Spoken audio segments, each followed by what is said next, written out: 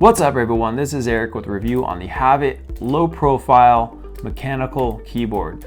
And as you can see, this thing has some pretty sweet functions built into it. Normally I wouldn't review a keyboard, but this thing has a lot of functions where it'll react to your typing, as well as just functions that automatically flow through the keyboard even when you're not typing. And then you can also individually program each one of these keys so you can have certain keys light up. And I'll go over all of those. I'll also go over briefly why mechanical keyboards are a little bit better than normal keyboards. So if you guys do like this one, I included a link to it in the description down below. And if you found the video helpful, I always appreciate those thumbs up. All right, let's get into it. This is the single color 87 key model, but they also have a full size 104 key color changing model, which I'll link to in the description. These keyboards use mechanical keys, which have a few advantages over the cheaper membrane keyboards. They last longer, they don't wear out as fast, and even after typing for a couple of years, mechanical keyboards still feel the way they did when they were first brand new. Whereas the rubber domes used in a lot of other cheaper keyboards will lose that smooth action and click that you feel when hitting the key. I love how the top of the key is bright and the rest of it is blocking the light from shining out the sides. I would consider this an advantage over the SteelSeries keyboard on my laptop, which puts out more light around the edges compared to the top. Too much light around the edges kind of washes out the light of the keys, which makes it harder to see in certain lighting situations. Now, this isn't the case with all SteelSeries keyboards, but from what I've seen, the Havit keyboards do a better job at directing light where you really want it. This keyboard has a 60-inch detachable USB, which is great in case you want something longer to type on across the room, or something shorter if you're going to be typing close to your computer and want to reduce wires. One thing I wasn't a big fan of was the sound of the click. You'll want to keep that in mind if you work in a silent area around other people. Now, it's not a huge deal for me, and some people might prefer a nice clean click, but I think they could have toned it down just a little bit. Even with that small con, I still think this is an all-around high quality keyboard that'll last you a really long time.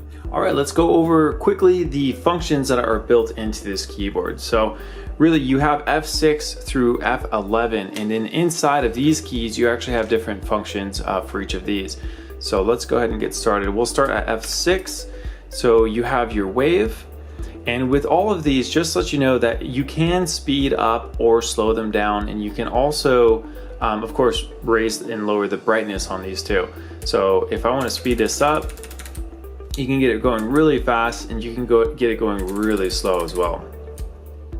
But just to save time, I'm going to show you all of them in kind of like a medium mode. So let's go ahead and hit F6 again. It's kind of like a funky quick wave, and then you have like a clock. And then now let's move on to F7. F7 is pretty cool. This is kind of like a raindrop or like a ripple effect when you hit your keys. You can speed those up or slow them down. F8, it's kind of like your snake. It's gonna loop around your keyboard pretty slow or fast. And let's hit it again. And this one's going, it's not gonna fade out. It's just gonna kind of go around and then go back. And then you got one of my favorites, kind of like the matrix mode.